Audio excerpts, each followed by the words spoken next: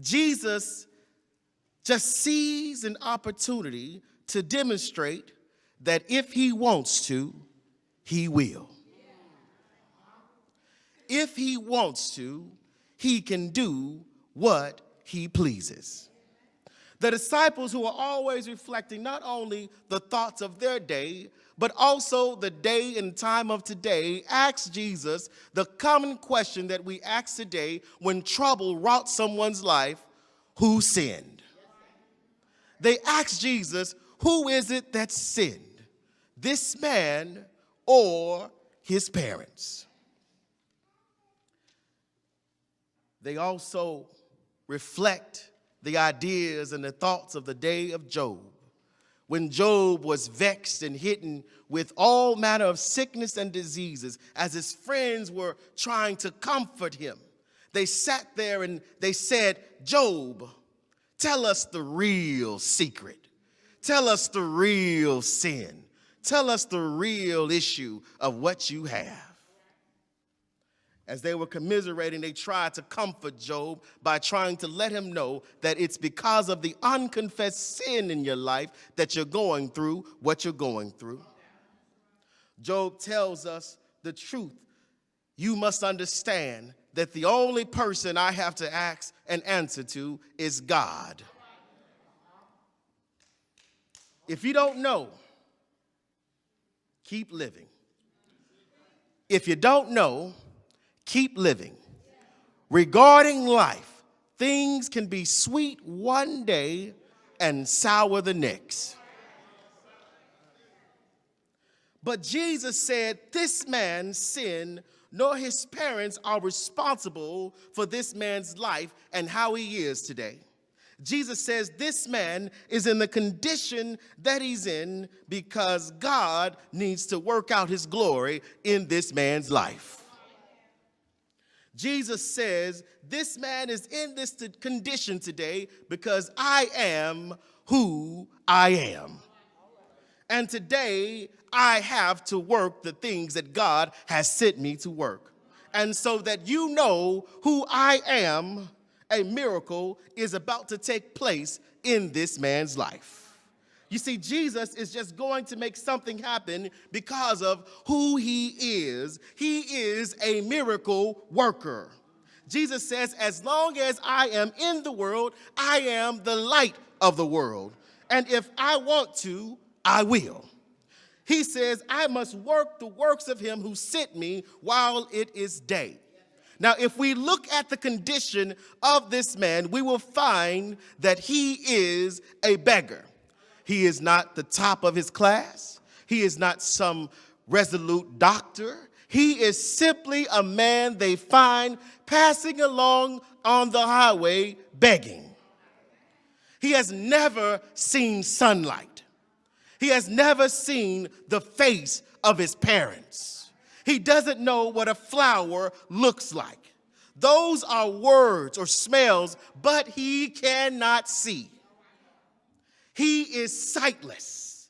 He cannot work. He is a drag on society. He is a family member that you would find yourself keeping in a cellar or a basement, and you would keep them there because they are a nuisance, but he is not worth very much. He is sightless. He can't take care of himself. He is what you would call a beggar.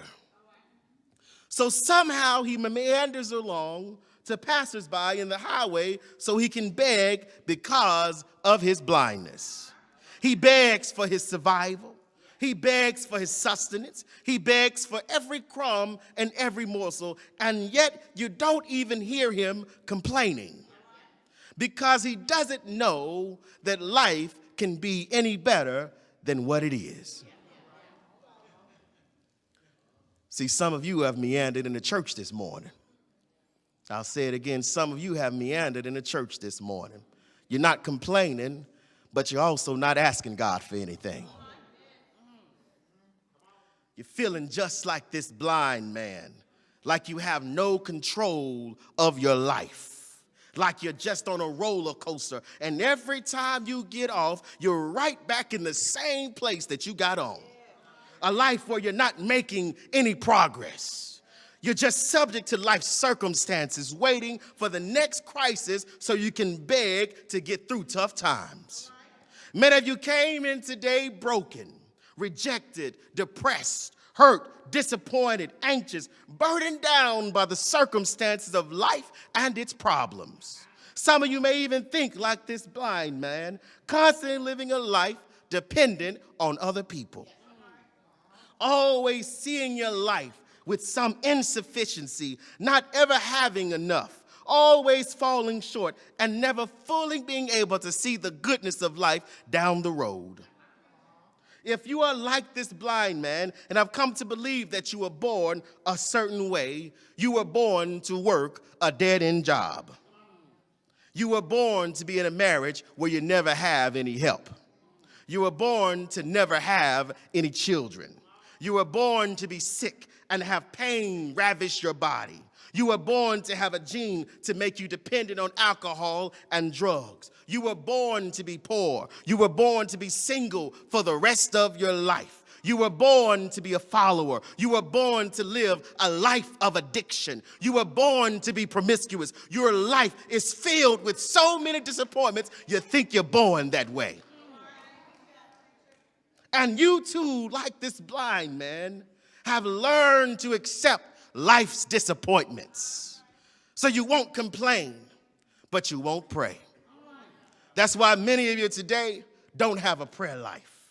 We just sit around waiting on the next thing to happen. We just wait around because we don't want to pray to God because we're afraid that he won't answer our prayers. We won't come to God and ask him for anything because we're concerned that if we do and we get our hopes up, he'll just let us down again. See, we have to understand it is not because God is not moving in our life that things don't happen. It's just simply we just haven't had the encounter with Jesus yet that we need to encounter. You see, when we stop praying, we accept life's dryness. We accept the job and the circumstances and what people say about us, and we never understand that God has so much more and so much better for our life. You see, this blind man's story is not like the other encounters that Jesus had with sick people. He doesn't ask Jesus for anything. There is no request for the master. He just sits there and he just begs. Some of us came in today so broken and so beat down that we have no more strength to even ask anything of the master.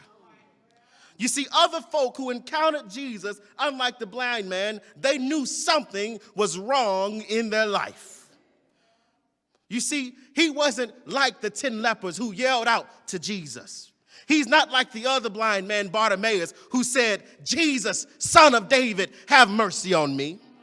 He's not like the Syrophoenician woman who comes to Jesus for her daughter and says, "My daughter is vexed with the devil. Let me just get the crumbs from your table." He's not like Jairus who says, "Jesus, come to my house today." He's not like the mother who says, "Fill the pots with water," and asks Jesus to turn water into wine. He is just a blind man begging, sitting on a highway. He's simply sitting on a highway, begging, and Jesus feels like working a miracle.